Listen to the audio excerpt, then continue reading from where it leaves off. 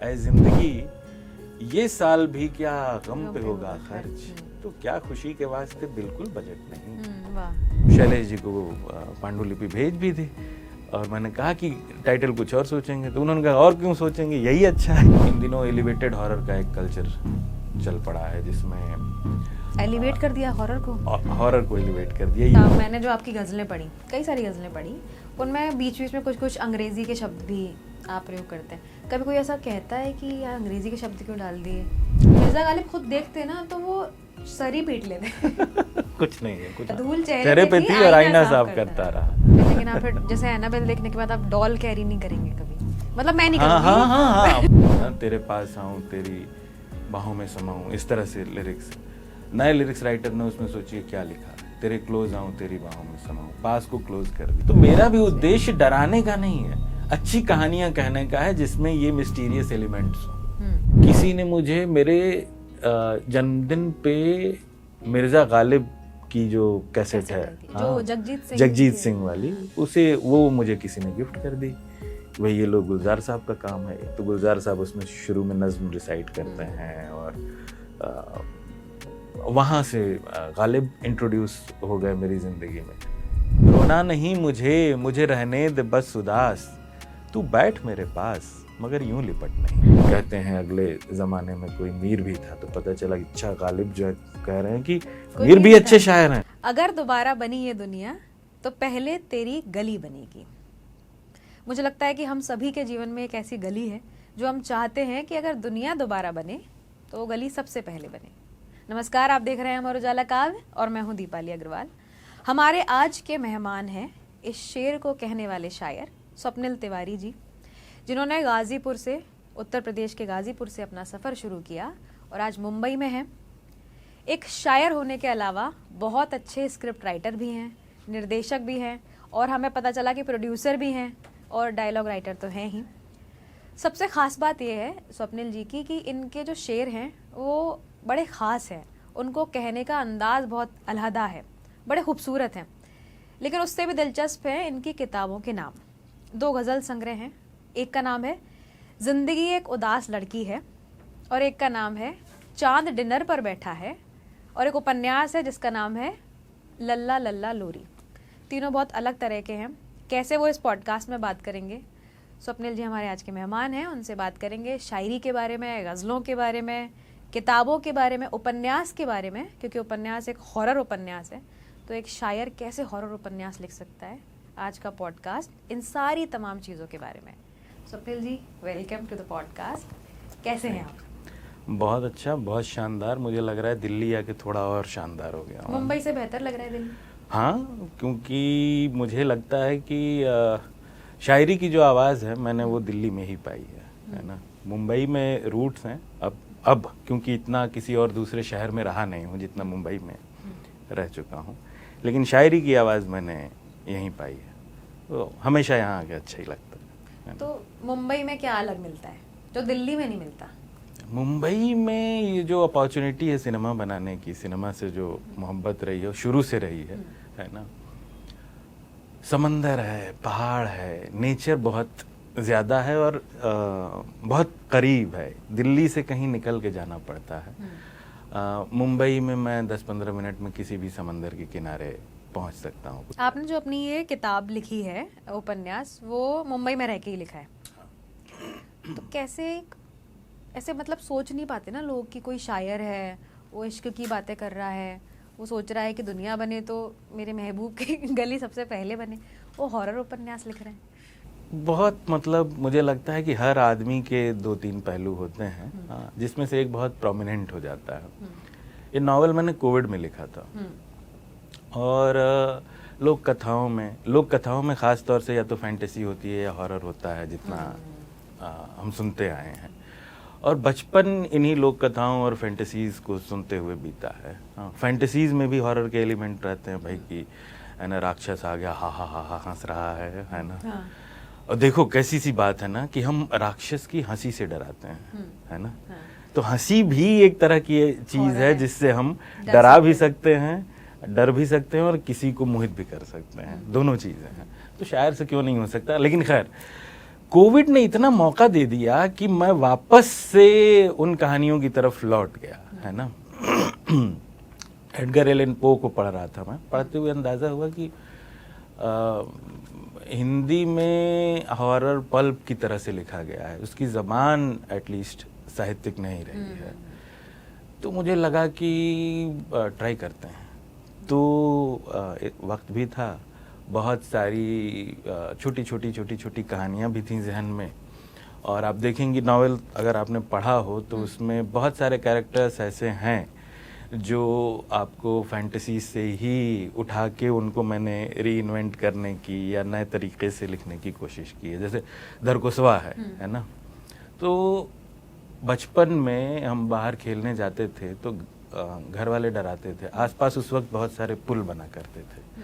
तो ये होता था कि फ्लाईओवर जैसे ब्रिजेस, हाँ ना, नदियों के ऊपर। हमारे यहाँ टॉन्स नदी थी तो उस पे उस वक्त बन रहा था। तो कहाँ से ये अफवाह आई मुझे अंदाज़ा नहीं, लेकिन ये था कि पुल तभी बनेगा जब एक पुल बनता है तो बलि लेता है, तभी वो टिकता है। हाँ, ये तो आज भी बोलते हैं, है ना। हाँ। और हम घूमने शाम को अंधेरे में अगर हम बाहर निकलते थे तो घर वाले कहते थे कि बाहर जाओगे तो धरकुसवा आएगा, बोरे में भरेगा तुमको और लेके चला जाएगा, है ना, पुल में डाल देगा तुमको। तो धरकुसवा की कहानी हम लोगों में एकदम डर गई, चल निकली। हाँ, तो धरकुसवा की एक खास इमेज हमेशा से रही है मेरे दिमाग में।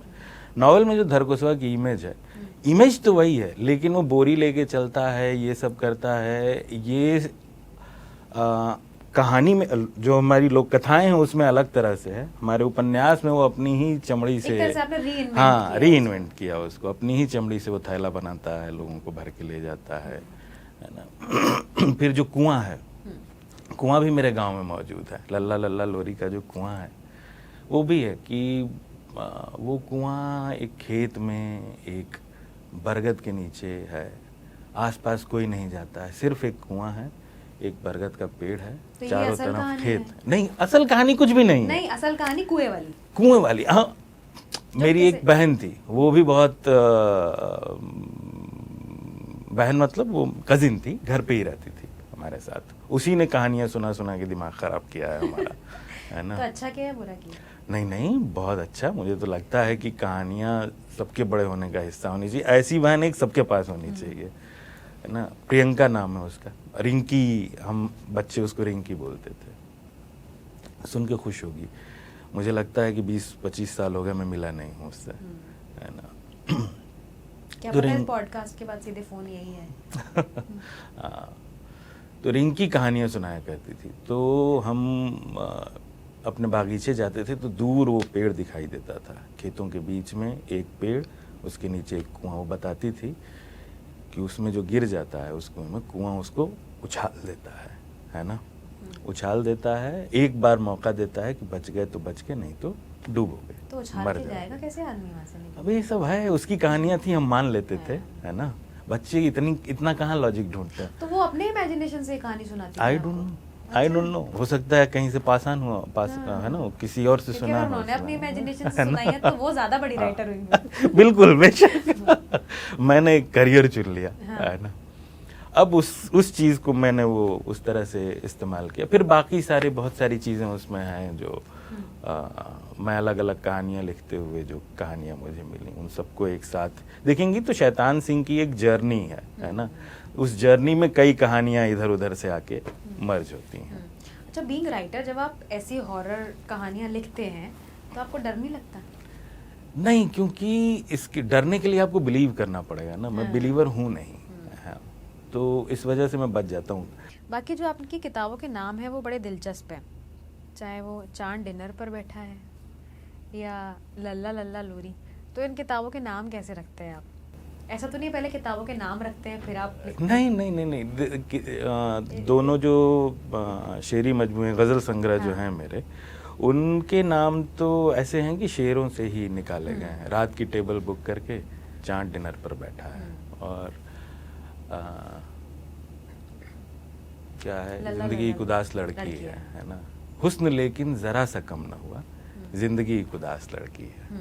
तो ये दोनों तो शेर से ही निकले हुए हैं। लल्ला लल्ला लोरी का जो मेन एलिमेंट है वो नींद और इंसोम्निया के बीच का एक झगड़ा है, देखेंगे आप।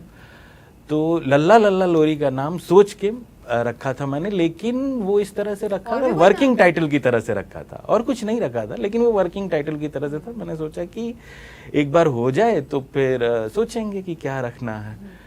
और मैंने शैलेश जी को पांडुलिपि भेज भी दी और मैंने कहा कि टाइटल कुछ और सोचेंगे, तो उन्होंने कहा और क्यों सोचेंगे, यही अच्छा है, यही जाने दीजिए। तो लल्ला लल्ला लोरी का तो ऐसे पड़ गया।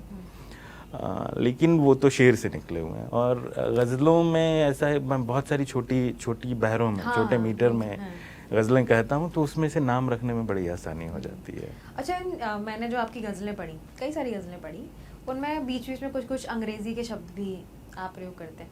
कभी कोई ऐसा कहता है कि यार अंग्रेज़ी के शब्द क्यों डाल दिए, जब एक खास जुबान की बात हो रही है? बिल्कुल बिल्कुल बिल्कुल। तो लेकिन ये आज से नहीं है, ये बहुत पहले से चला आ रहा है, लोग इस्तेमाल करते रहे हैं अंग्रेज़ी के लफ्ज़। लेकिन पहले ऐसा होता था कि जैसे अकबर इलाहाबादी के यहाँ कुछ शेर हैं, अभी तुरंत तो दिमाग में नहीं आ रहे, पूरी तरह जागा नहीं हूँ मैं। पास हुए, मैट्रिक हुई, हाँ देखो, है ना। तो जो अंग्रेज़ी के लफ्ज़ आपकी रोज़मर्रा की ज़िंदगी में आ जाते हैं, उनको इस्तेमाल करने में कोई बुराई नहीं है। लेकिन कुछ लोग कहते हैं कि ये हास्य के लिए ठीक होता है, मतलब जब आप गंभीर शेर कह रहे हो तो उसमें मत करो। लेकिन किसी एक ज़बान का इस्तेमाल सिर्फ हंसाने के लिए कैसे हो सकता है, ये तो अजीब सी बात हो गई ना। हाँ, तो अब जैसे मेरा शेर है कि नींद के दरिया में आंखें मूंद ले, नींद के दरिया में आंखें मूंद ले और कट्टू ख्वाब के सहरा में जाग। नींद के दरिया में आंखें मूंद ले और कट्टू ख्वाब के सहरा में जाग। अब ये जो कट टू है, ये सिनेमैटिक लैंग्वेज से निकला है ना। कट टू के लिए हिंदी में मैं क्या लिखूं, है ना, या इस चीज को दिखाने के लिए कि अभी हम यहाँ थे, अभी मैं वहां चला गया, विजुअल के तौर पे अगर मैं दिखाना चाहता हूँ। मतलब आपके भीतर का जो सिनेमा वाला व्यक्ति है वो वहाँ गजलों पर चला ही जाता है। हाँ, जो भी है, जो भी जिंदगी के अनुभव हैं, जिस तरह से भी आते हैं, वो उसमें शामिल कर लेता हूँ। मैं रोजमर्रा की जिंदगी में ट्रैफिक सिग्नल को ट्रैफिक सिग्नल ही बोलता हूँ, तो ट्रैफिक सिग्नल का इस्तेमाल करता हूँ मैं, है ना। अच्छा, आपको ऐसा भी लगता है कि जो बहुत कठिन शेर कहे जाते हैं या जिनकी भाषा बहुत दुर्लभ है, समझने में बड़ा दिमाग लगाना पड़ता है, फिर उनकी उम्र भी थोड़ी कम होती है? नहीं, ये शायद आम लोगों के लिए हो ऐसा। लेकिन पढ़ने वाले जो लोग रिसर्च करते हैं, एकेडमिक्स में भी इस तरह की चीज़ों को अलग तरह से प्रिजर्व करने वाले लोग हैं, क्रिटिक्स हैं, जो उन चीज़ों को रिविजिट करते रहते हैं, उनको हाईलाइट करते रहते हैं कि भाई देखो, इस शेर को जो है गौर से देखो, सुनो, है ना। वो खुद अपील करते हैं एक तरह से, तो इन चीज़ों को बचाया भी जाता है मिर्ज़ा गालिब के लिए कहते हैं कि समझ में नहीं आए तो दुगना मुश्ताक अहमद यूसुफी साहब का जुमला है कि गालिब वाहिद ऐसा शायर है जो समझ में ना आए तो दुगना मजा देता है। तो ऐसा नहीं है, मुझे किसी चीज़ की उम्र जो है ना, वो बहुत अलग अलग तरीक़ों से निर्धारित होती है। कई बार जो है जनता बचा लेती है ना।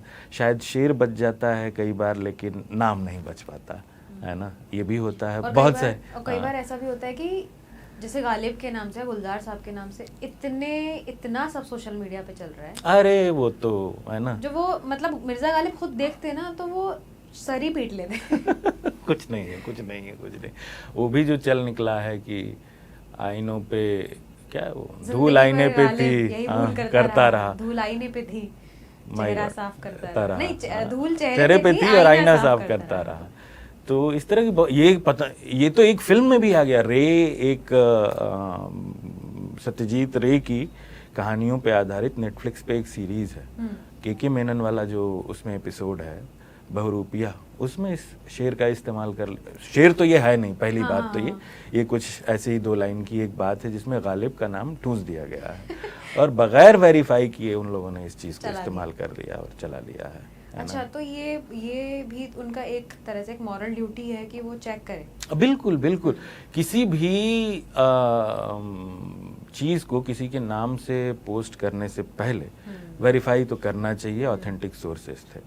अभी हमारे पास रेख्ता है, हिंदवी है, कविता कोश लंबे वक्त तक रहा है, इतनी सारी किताबें हैं अवेलेबल, वेरीफाई करने के 1000 सोर्सेज हैं, लेकिन पोस्ट करने की जल्दी में या न जाने क्या वो है, ये लापरवाही है। कि किसी शायर से ही पूछ लेंगे तो हाँ, वही बता देगा। हाँ, उनका नहीं है, ये तो शेर ही नहीं, शेर ही नहीं है, ये तो बता देगा किसका है, शायद ये न बता पाए, लेकिन शेर है या नहीं है इसकी पहचान तो आसान शेर नहीं है तो मिर्जा गालिब का नहीं है, नहीं ये भी तय है।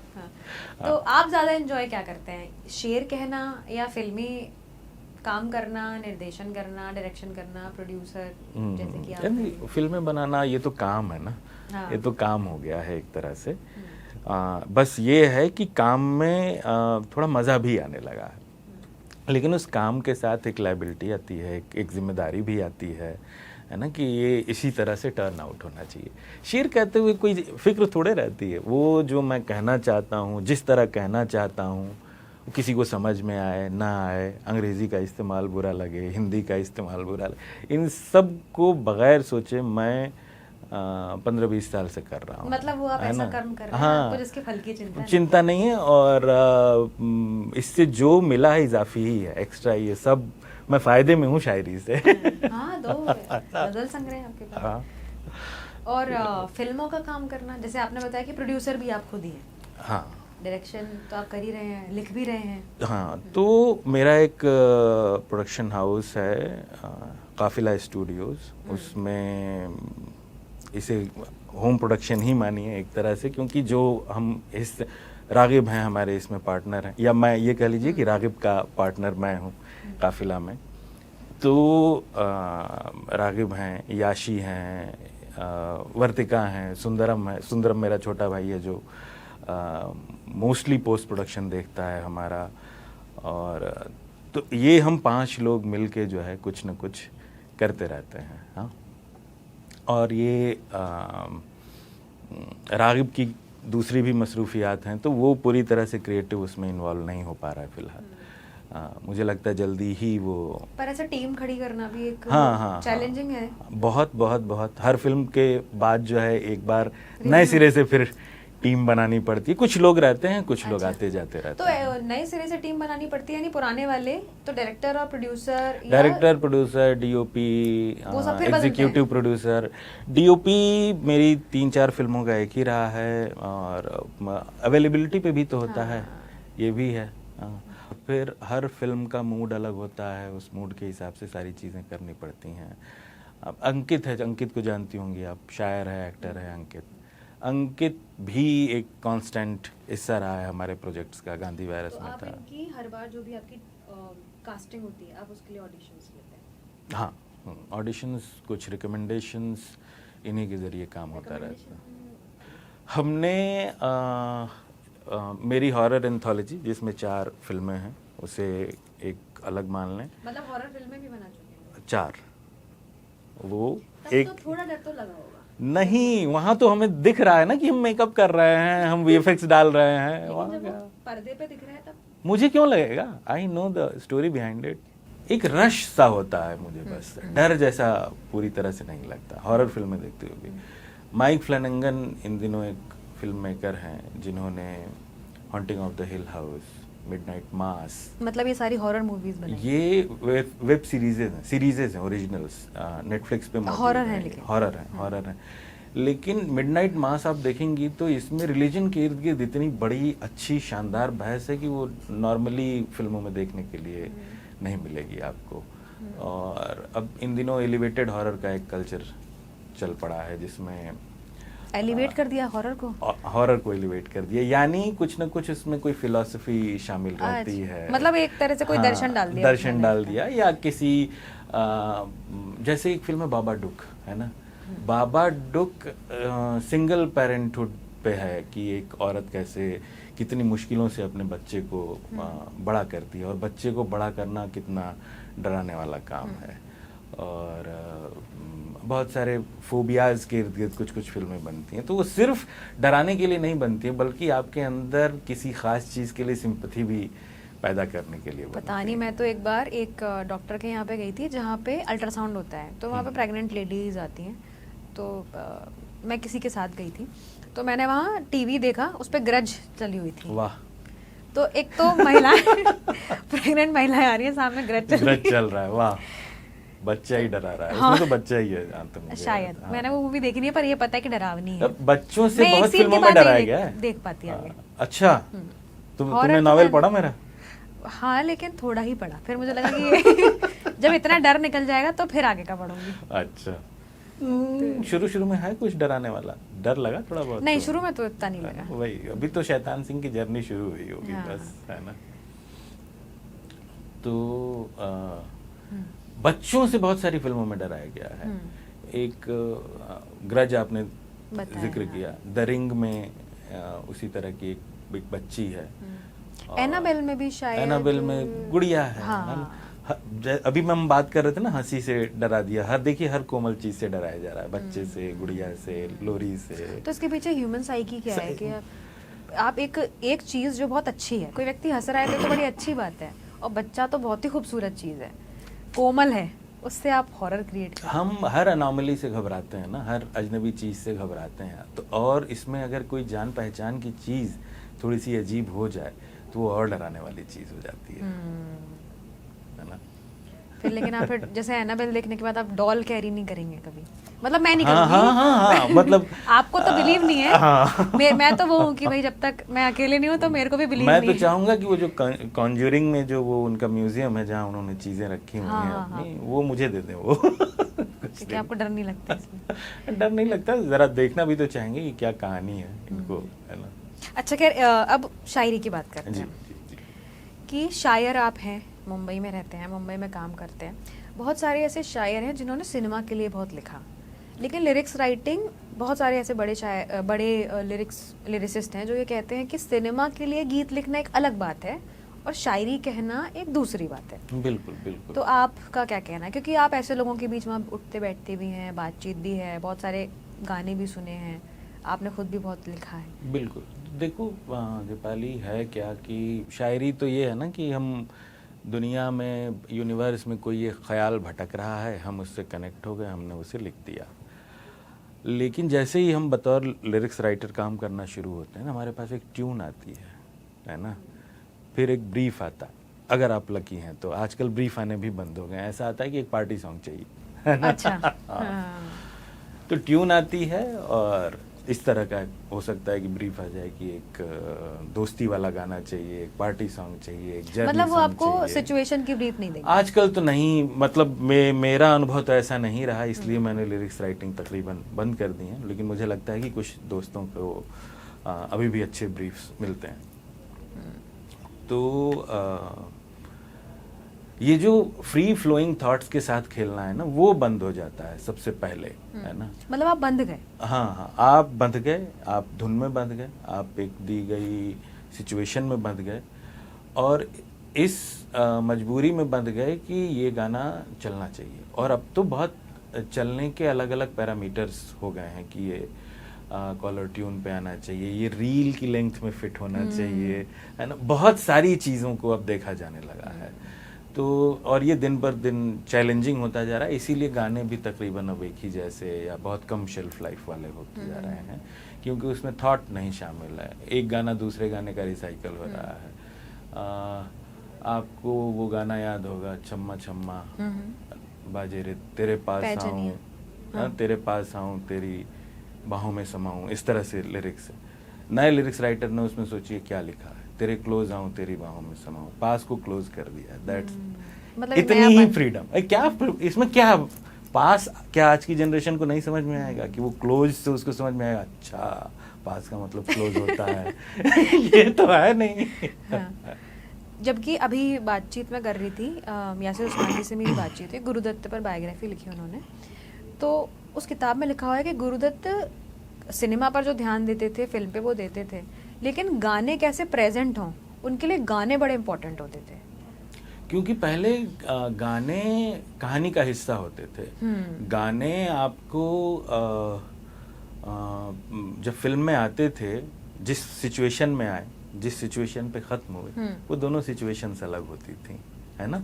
गाना मतलब वो कहानी को आगे बढ़ा कहानी रहे को आगे बढ़ा रहे हैं। हाँ, स्त्री 2 देखी आपने? आखिर में 3 गाने आए थे। मैंने बस स्त्री देखी है, फिर मैं डर गई। अच्छा, स्त्री में भी डर गए? अरे यार, खैर, स्त्री 2 में आखिर में 3 गाने आते हैं। उनका कहानी से कोई लेना देना ही नहीं है, वो यूं ही है फिल्म में। वो सिर्फ फिल्म के, तो अब गाने फिल्म के प्रमोशन का हिस्सा हो गए, कहानी का पार्ट नहीं है। तो अब गाने की जो इम्पोर्टेंस है वो सिर्फ प्रमोशन तक, रील बनाने तक, उन तक है। कितने लोग सुन रहे हैं, गाने सुन रहे हैं, तो लिरिक्स पे कितनों का ध्यान, आई डोंट नो। अगर पार्टी सॉन्ग जैसे हैं तो फिर लिरिक्स पर तो ध्यान नहीं जाता है। हाँ। हाँ, तो बीइंग डायरेक्टर, आप जब भी ऐसी फिल्म बनाएंगे तो आपको लगता है कि वो गाना जो है वो बहुत इम्पोर्टेंट पार्ट उसका रहेगा? अभी तक तो जितनी फिल्में बना रहा हूँ उसमें कोशिश यही है ना, कि गाने कहानी का हिस्सा हों, कहानी को आगे ले जाएं, और अगर कहानी में नहीं है तो ना हो। गाने हम बाकी अलग से बनाते रहेंगे, है ना। बाकी लेकिन लोगों का या ऑडियंस का बहुत दबाव रहता है ना फिल्म मेकर्स पे, बिल्कुल, कि आप जैसी फिल्मों की मांग है वो वैसी ही फिल्में दें, या जो अब हवा चल रही है वो वैसा कुछ बनाएं। हाँ, लेकिन ये उन लोगों पे ये दबाव अधिक है जो ऑलरेडी इस्टेब्लिश्ड है। मेरी अभी शुरुआत है, तो मैं ज़रा एक्सपेरिमेंट करने के लिए आर्ट सिनेमा ज्यादा बनाते हैं। आर्ट मैं नहीं कहूँगा, हॉरर बना रहा हूँ, तो उसमें आर्ट क्या है, मैं चाहता, आर्ट है, लेकिन जैसे मैं फोक हॉरर को एक्सप्लोर कर रहा था इसमें, कॉस्मिक हॉरर को, लोक कथाएं और ये सारी चीजें जो हमारे, लेकिन वो फिक्शनल है। हाँ, फिक्शनल, उनको सुन के लगेगा कि ये भाई लोक कथा है। तो वो जो आप लोक कथाएं जो आप उठाते हैं वो आपने बचपन की? नहीं, अभी तो जो फिल्में बनाई हैं वो तो खुद की दिमाग की खुराफात है ना। पर वो किसी गांव या किसी जगह पर? हाँ, गांव कुम्हारों के बीच, है ना। और वो जो कोड़े मारने वाले होते हैं ना अपने आप को, उन पे एक कहानी है। आप कई बार किरदार और परिवेश ऐसा चुन लेते हैं कि कहानियाँ फोक जैसी लगने लगती हैं। जैसे एक कहानी लेकिन जो फिल्म है, लेकिन गुलजार साहब की, उसमें देखिए फोक का उसमें, लेकिन आपको डर नहीं लगेगा? नहीं लगेगा, वो बहुत प्यारी फिल्म है। हाँ। तो मेरा भी उद्देश्य डराने का नहीं है, अच्छी कहानियां कहने का है जिसमें ये मिस्टीरियस एलिमेंट्स हो। डराना एक्चुअली बहुत आसान है, जंप स्केयर्स, म्यूजिक, है ना, अचानक कोई चीज आपके सामने आ गई, डराना आसान है। कहानी सुना के बांधे रखना एक मुश्किल काम है। मैं कहानी सुनाना चाहता हूँ, है ना। अच्छा, अभी तो बहुत सारे सोलो शोज भी चल रहे हैं, शायर भी कर रहे हैं सोलो शोज। तो वो उसमें कुछ अपने कहानियों के एलिमेंट भी डालते हैं। मतलब कहानियों के शोज चल रहे हैं वो अलग है, लेकिन शायरी के भी शोज चल रहे हैं। बिल्कुल। तो आपका क्या कहना है इस पे? ये अच्छा है, मैं भी करना चाह रहा हूँ। और इतनी सारी नज़में हैं, गज़लें हैं, कुछ मोहब्बतें हुई हैं, है ना। तो सारी बातें मैं भी करना चाहता हूँ, वक्त नहीं है। मैं देखता हूँ, मुझे भी करना है, देखता हूँ कब कर पाता हूँ, और मुझे अच्छा लगता है। मुशायरों वाला कल्चर थोड़ा सा इफेक्ट होगा उससे? मुशायरे वाला कल्चर इफेक्ट हो भी जाए तो मुशायरे का कल्चर कोई इतना शानदार नहीं है कि उसके लिए हम अच्छा नहीं है। ठीक है, उतना ही जैसे सारे कल्चर की जो अच्छाई बुराई होती है वही मुशायरों की भी है ना। मुशायरे ऑडियंस का दबाव होते हैं, फिर वही हो जाता है कि जो ऑडियंस चाहेगी। हाँ, तो मुशायरों में ऑडियंस का दबाव क्या रहेगा? होता है, नहीं, एक बार आप परफॉर्म करना शुरू कर देते हैं ना, जैसे ही आप परफॉर्म करना शुरू कर देते हैं तो आपको अपनी सक्सेस रिक्रिएट करने का दबाव होता है कि मैं जाऊं तो मुशायरा एकदम हिल जाए, तालियों से छतें उड़ जाए, है ना। इस तरह की इतनी दाद पड़े कि बगल वाला शायर एकदम जल भुन जाए। वो दबाव होता है। जो बड़े शायर हैं जिनको आज हम याद करते हैं, पढ़ते हैं, जैसे जॉन एलिया साहब हैं, तो उनके हम जो मुशायरे सुनते हैं, आते हैं, सिगरेट जलाते हैं और वो अपना कहना शुरू कर देते हैं। तो आपको लगता है कि ऐसे शायर जो उदासी के बड़े करीब लगते हैं, बड़े एक डिप्रेशन में लगते हैं, लेकिन शेर कह रहे हैं, फिर उसे सुना भी रहे हैं, तो सुनाने में भी एक डिप्रेशन उनका झलक रहा है, तो वो भी इस दबाव में रहते होंगे? जॉन एलिया तो जो मैंने पढ़ा है वो एक्टर भी थे। हाँ, उन्होंने ड्रामे किए हैं, वो एक्टर भी थे। और जो उनकी चीज़ें थी वो बहुत ड्रामाई अंदाज में पेश करते थे। अच्छा। है ना? हाँ हाँ, मैंने एक दो वीडियोस देखी हैं जिसमें वो एकदम नहा के धो के अच्छे से सूट पहन के वो सुना रहे हैं, और वो ड्रामाइयत कहीं नहीं है, क्योंकि वो मुशायरा नहीं है, वो किसी छोटी सी जगह में 8-10 ना थोड़े से लोगों के बीच मतलब में वो उस तरह बहुत से खुश वो- होकर सुना रहे हैं ऐसा? हाँ, नहीं नहीं, बहुत वो उतना ड्रामा नहीं है कि लोग एकदम परेशान हो जा रहे हैं, जॉन साहब को क्या हो गया, जॉन साहब ने बोल दिया कि मेरी माशूका यहीं बैठी है जिसके लिए मैंने ये गजल लिखी है। अब लोग परेशान है, कौन है कौन, ये क्या सारी, पता हर लड़की हाँ, सोच रही हो कि क्या हाँ, पता क्या मैं हूँ। अच्छा, लेकिन ये एक तरीका अच्छा है कि आप कहीं मंच पे सुनाए, कहें कि मेरी प्रेमिका यहीं यहीं बैठी, अब आप सोच रहे हैं ये है वो। बहुत सारे तरीके होते हैं, मुझे पता नहीं जॉन साहब का कितना सच है कितना झूठ है, लेकिन बहुत सारी चीजें प्लांट की जाती हैं, इस तरह से किया जाता है मुशायरों में। है ना? कुछ वो वाली कहानी सुनाइए जो आपके कुछ ऐसे एक्सपीरियंसेस हों, बड़े मज़ेदार हैं, जो आप अपनी दोस्तों के साथ किसी महफिल में वो किस्से सुनाते हैं, चाहे शायरी के हों, शायर के हों, किसी लिरिसिस्ट के हों। अच्छा, मैं बताता हूँ कि मैं पहली बार पब्लिश कैसे हुआ था, है ना? मतलब जो आपकी गज़लों की किताब आई? गजलों की किताब नहीं, पहली रचना ही मेरी कैसे पब्लिश हुई अच्छा। थी, है ना? कितने साल के थे आप? 2005 या 6 में पब्लिश हुआ था मैं, तो मेरे ख्याल में रहा होऊंगा 2005 नहीं, 2004, हाँ वही 20 साल का रहा होऊंगा मैं। और एक लोकल न्यूज़पेपर में पब्लिश हुआ था मैं, आजमगढ़ के। तो होता ये था कि मैं उन तब तो दिनों आप फिर गाजीपुर में ही रहे होंगे? गाजीपुर में नहीं, मैं मम्मी के साथ रहता था और आजमगढ़ में रहता था, है ना? अब ये बात पहली बार देखो बाहर जाने वाली है कि उन दिनों में सिगरेट पीता था छुप छुप के, किसी को पता नहीं, मैंने छोड़ दिया 2009 में। छोड़ दी मैंने, अब कुछ भी नहीं है।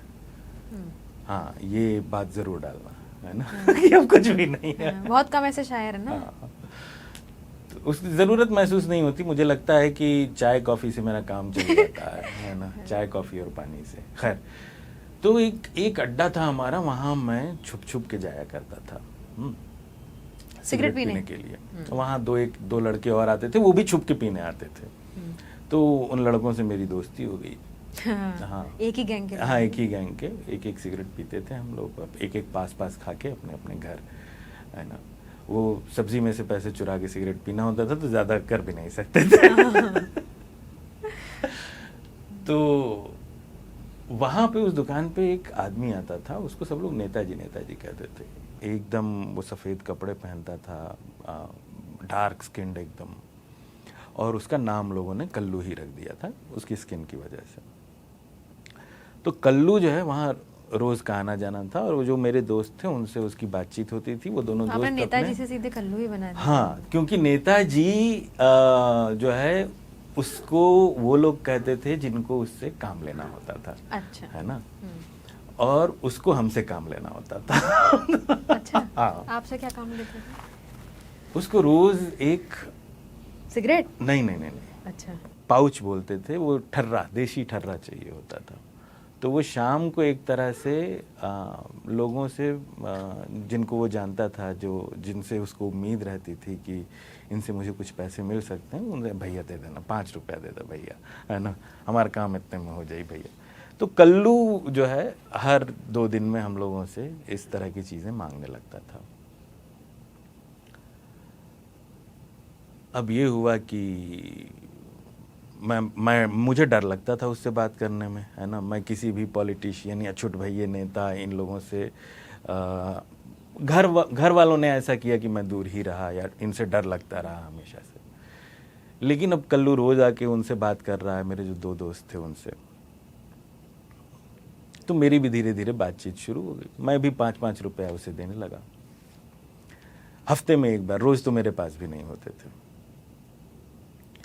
तो एक दिन उसने बताया कि कोई नेताजी हैं, उनका एक अखबार निकलता है और उसके लिए वो किसी का इंटरव्यू कराने लेके जाने वाला है, और उसको डर लग रहा है, इसलिए उसको 5 रुपये आज तो एकदम अर्जेंट है, चाहिए ही चाहिए होगा, है ना?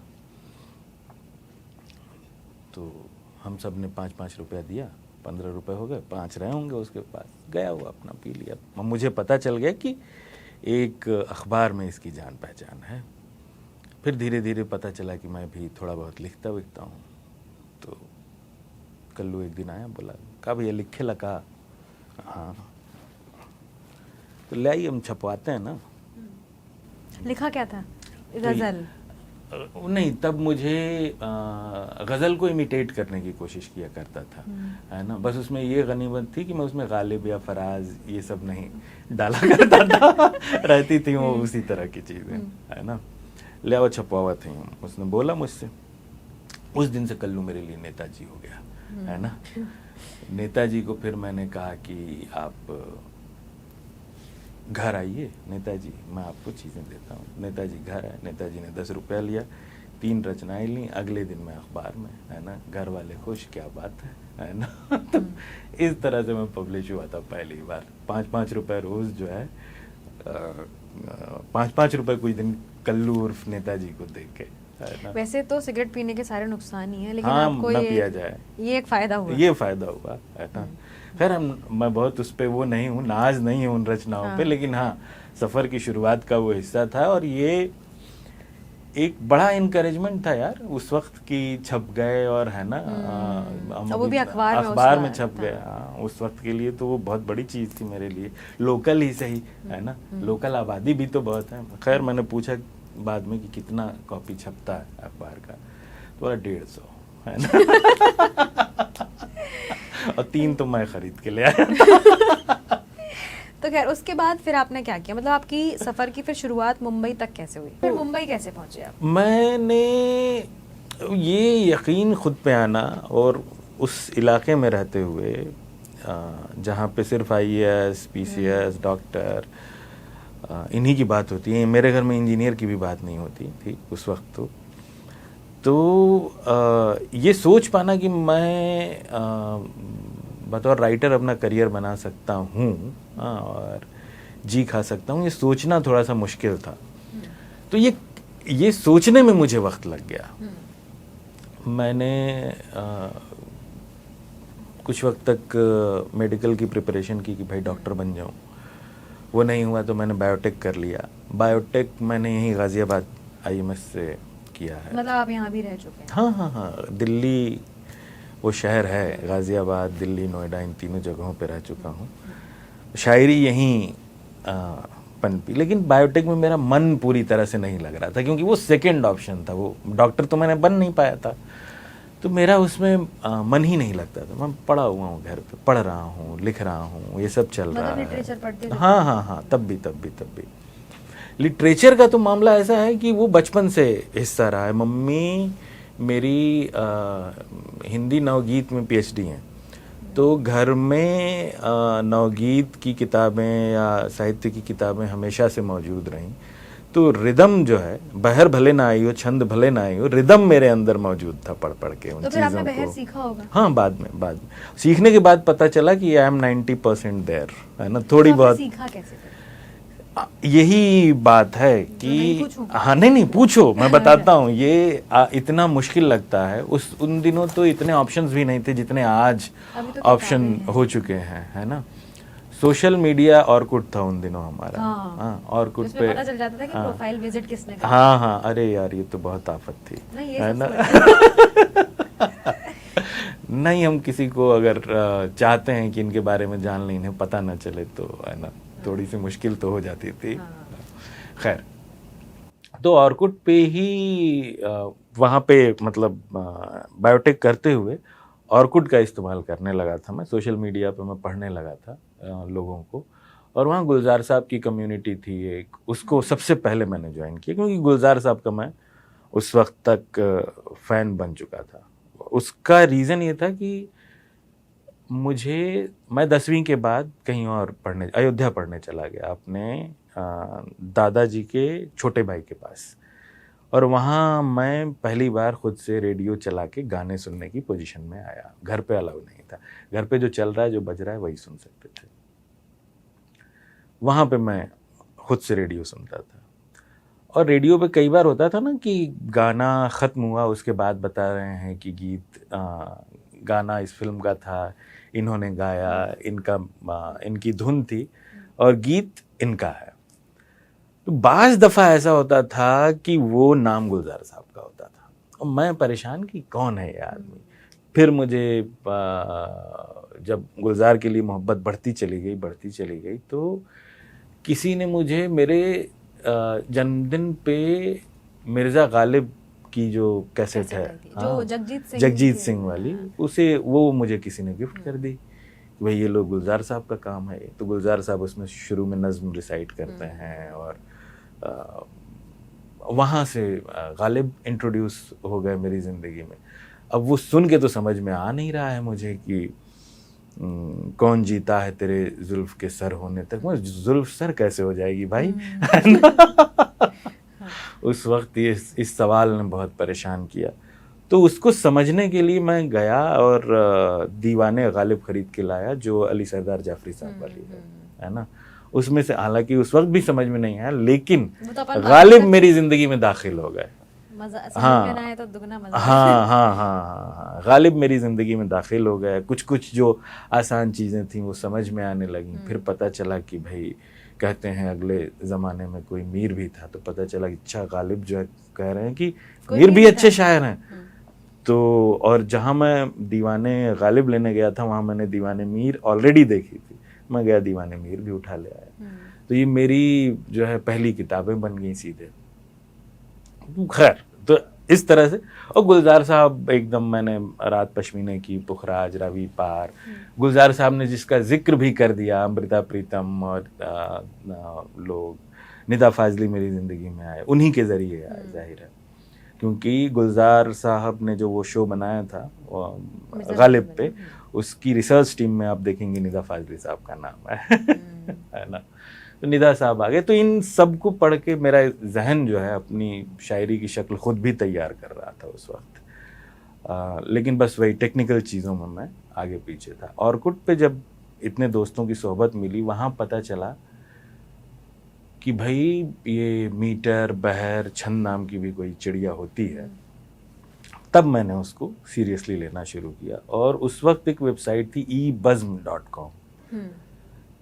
कहाँ की थी, किसने बनाई थी, मुझे अब इसकी जानकारी नहीं है, लेकिन उस पर बहर के बारे में सारी मालूमात मौजूद। अच्छा, मतलब कि कैसे करें? हाँ, कैसे करें, मैंने उस वेबसाइट से सीखा। तो आपके कोई उस्ताद नहीं रहे कभी? उस वक्त तो नहीं रहे, बाद में एक हुए, लेकिन उस चैप्टर को मैं स्किप करना चाहता हूँ है ना। तो उनसे सिर्फ मैंने ये सीखा कि मैं अब गलतियाँ क्या कर रहा हूँ।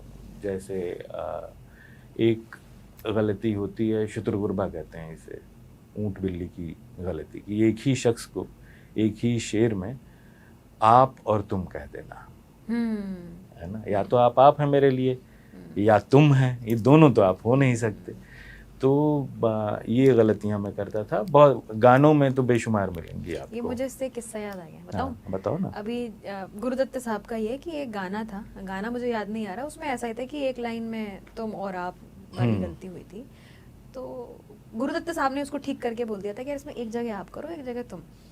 तो जो लिरिक्स राइटर थे, शायद मजरूह साहब थे, तो उन्होंने बोला कि ये तो गलत हो जाएगा कि या तो व्यक्ति आप है या तो तुम है। तो यार इससे क्या फर्क पड़ता है, गाना सुनने वाला नहीं इतना ध्यान देता है, तब चलाओ। तो वो गाना ऐसे ही चला। अच्छा, वाह वाह, ये गाने तो चले जाते हैं।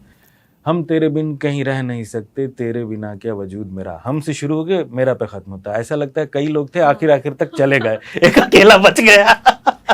हाँ सही, क्या पता सच में भी ऐसा हो। है ना। तो ये है। फिर आप पहुंचे मुंबई? नहीं, तो ये सभी ऑर्कुट पे ही सारा कुछ खेल हुआ। वहाँ से एक आदिल रजा मंसूरी साहब, एक शायर हैं राजस्थान के, एक मैगजीन निकालते हैं वो जयपुर से, इस्तिफसार, उसके एडिटर हैं वो, उर्दू मैगजीन जी। तो आबशार फाउंडेशन के नाम से आदिल भाई ने एक वर्कशॉप कराई।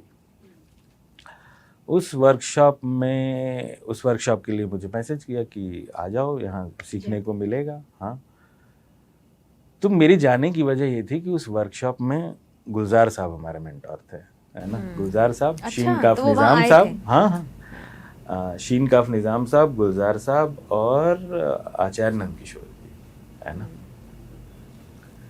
ये तीनों लोग थे हमारे मेंटर।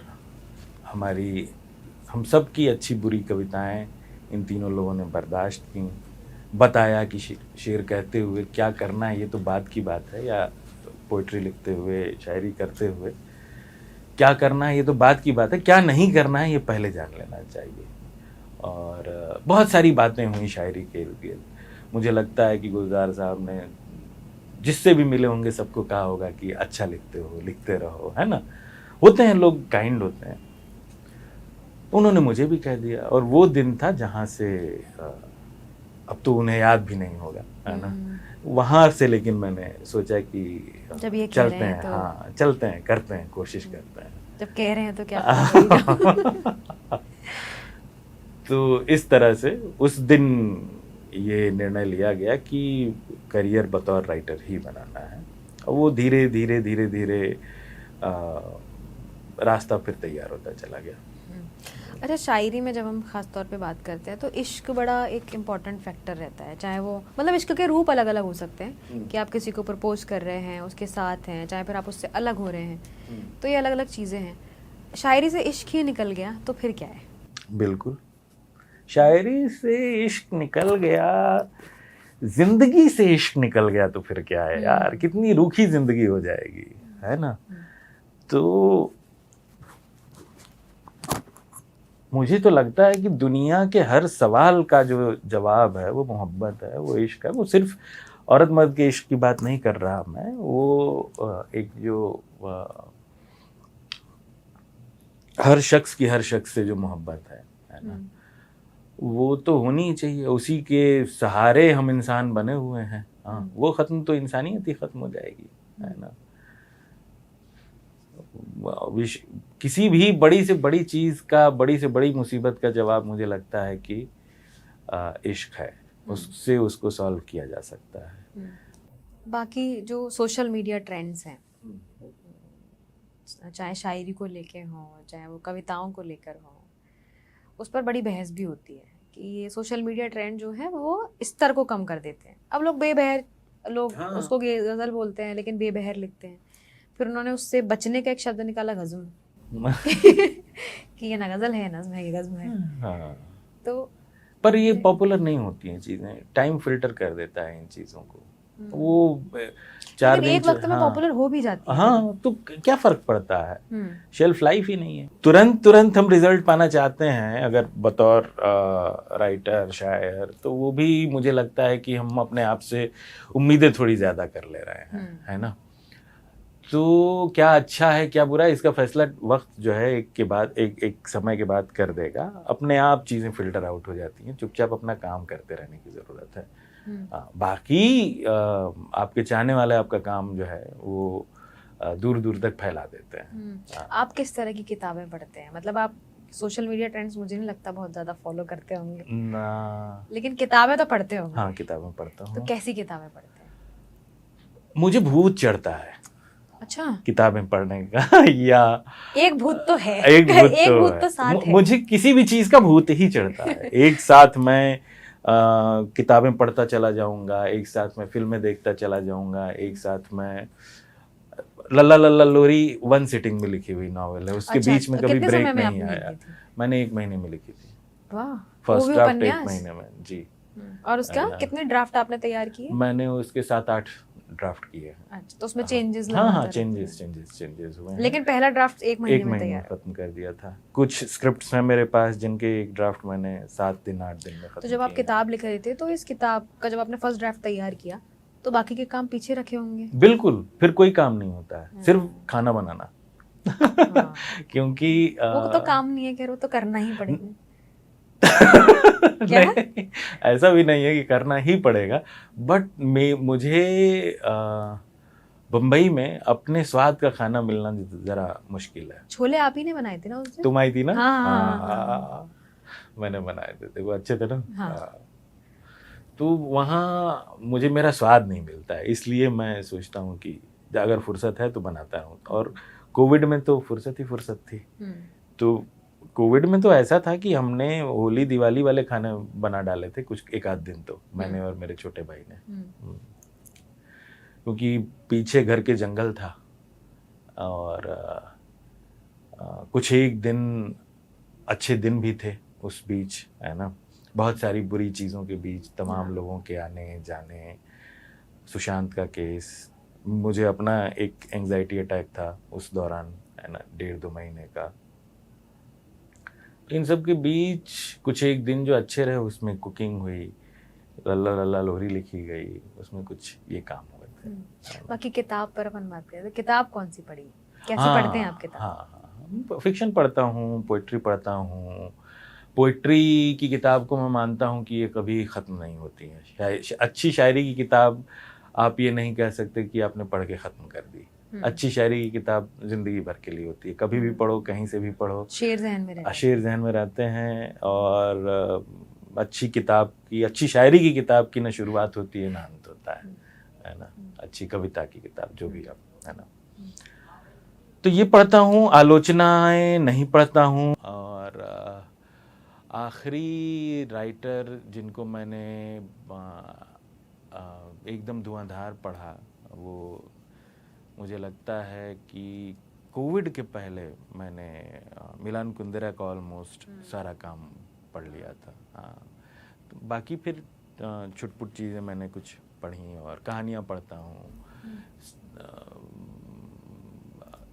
हॉरर भी पढ़ता हूँ, स्टीफन किंग की कुछ चीज़ें, या एडगर एलन पो और HP लवक्राफ्ट वगैरह की चीज़ें भी ढूंढ के उनके एडाप्टेशंस भी पढ़ता रहता हूँ।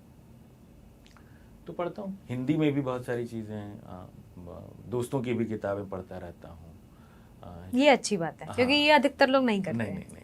जैसे आपने चंचला चोर, शिवेंद्र की किताब है, वो मैंने पढ़ी है। मेरा अपने दोस्तों में जिन्होंने भी नॉवेल्स लिखे हैं, फिक्शन लिखा है, मेरी पसंदीदा किताब चंचला चोर है ना। तो चंचला चोर मुझे बहुत पसंद रही है। फिर इतने सारे शायर दोस्त हैं, उनकी किताबें आती रहती हैं, तो वो तो चलता रहता है। हाँ, वो सारी गज़लें तकरीबन सुनी हुई रहती हैं, लेकिन फिर भी उन किताबों को उठा के पलटता रहता हूँ मैं। कभी ऐसा हुआ है कि राइटर्स ब्लॉक आता है? इसमें मैं नहीं बिलीव करता। हाँ, जैसे ये भी कई बार है कि कुछ लोगों के, जैसे निर्मल वर्मा कहते हैं कि अगर राइटर लिखना बंद कर दे तो उसके पास दुनिया को दिखाने के लिए कुछ नहीं है सिवाय उसके चेहरे के। और शारिक साहब कहते हैं कि शायर को अपना चेहरा तो दिखाना ही नहीं चाहिए। शारिक क्या भी साहब। हाँ, तो अच्छा, राइटर्स ब्लॉक जैसी कोई, मैं मानता ही नहीं इसमें। मुझे लगता, मुझ पे कभी कोई आमद नहीं हुई है, कोई चीज़ ऐसे नहीं हुई है कि बैठे बैठे मुझे कोई सूझ गया हो। जो सूझा भी है वो एक लंबी प्रैक्टिस, लंबे मूड का नतीजा होता है ना।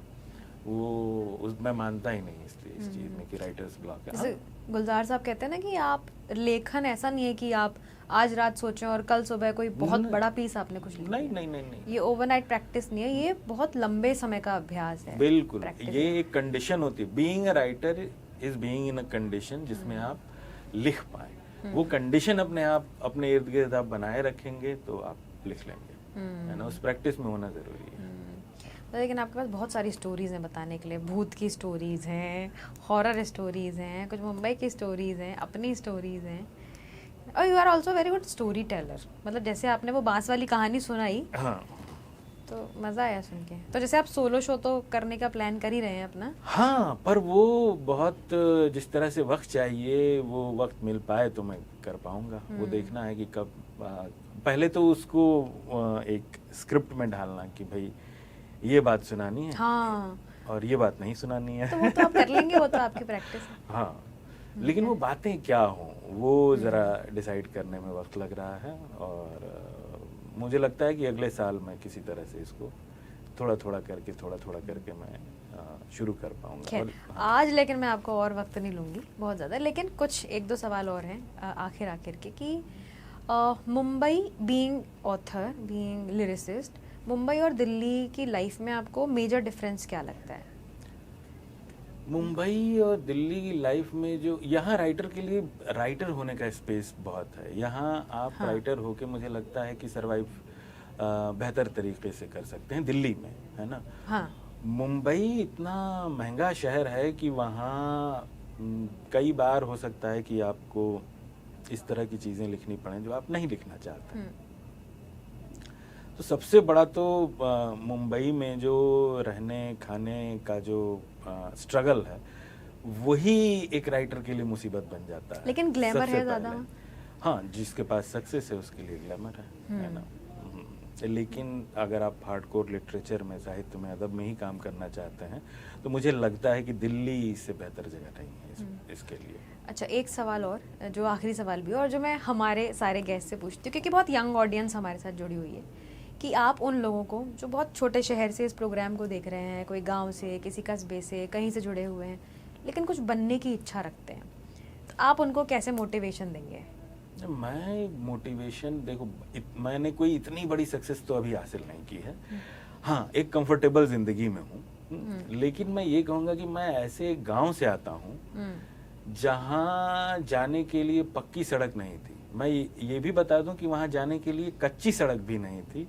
वहाँ जाने के का जो रास्ता था उस पे सिर्फ पत्थर ही पत्थर थे, टूटे हुए पत्थर। ऐसा लगता था जैसे पत्थर तोड़ के डाल दिए गए हैं, हाँ। बिछा दिए गए हैं। और मेरे घर तक स्कूल का मेरे रिक्शा नहीं आ सकता था, हम साइकिल पे बैठ के नहीं जा सकते थे क्योंकि हर चीज टूट जाया करती थी, है ना।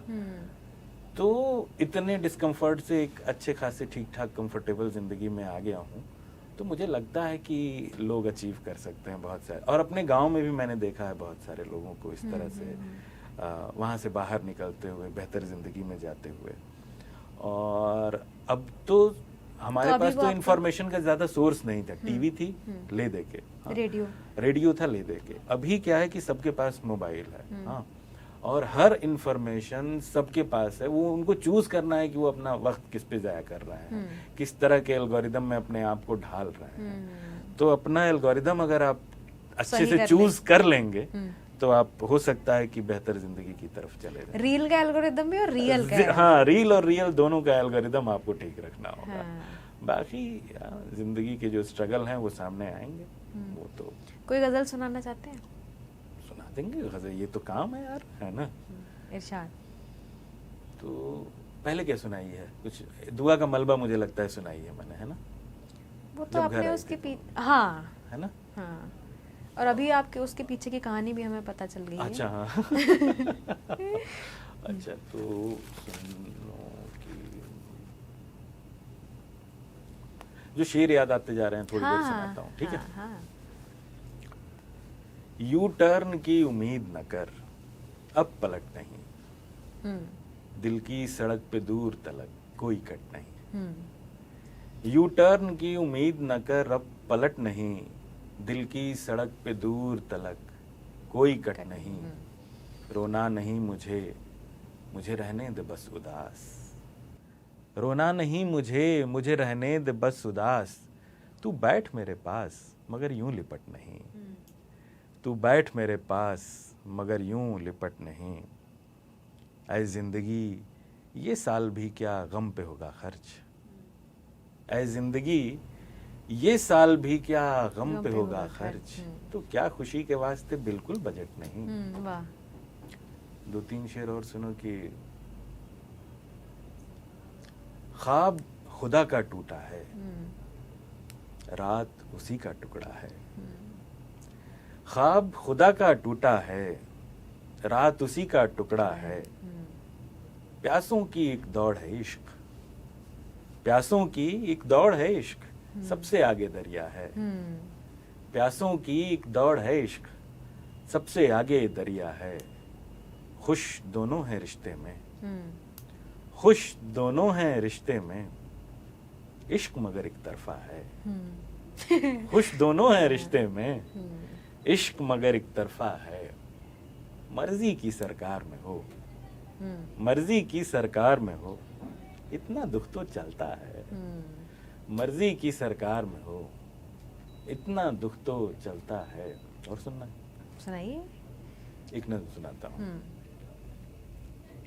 ये एकदम मुझे लगता है 20 साल हो गए होंगे इस नज़्म को। और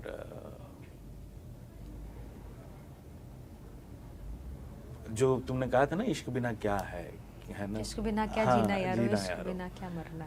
तो मुझे लगता है कि शायरी भी उस वक्त भी लगता था, अब भी लगता है कि इश्क तो होना चाहिए, बाकी और चीजें भी शामिल हो जाएं, दुनियादारी ये है ना, क्रांति थोड़ी हो जाए, वो इश्क भी पहले है। इश्क, हाँ। तो उस वक्त ये बात और शिद्दत से महसूस होती थी।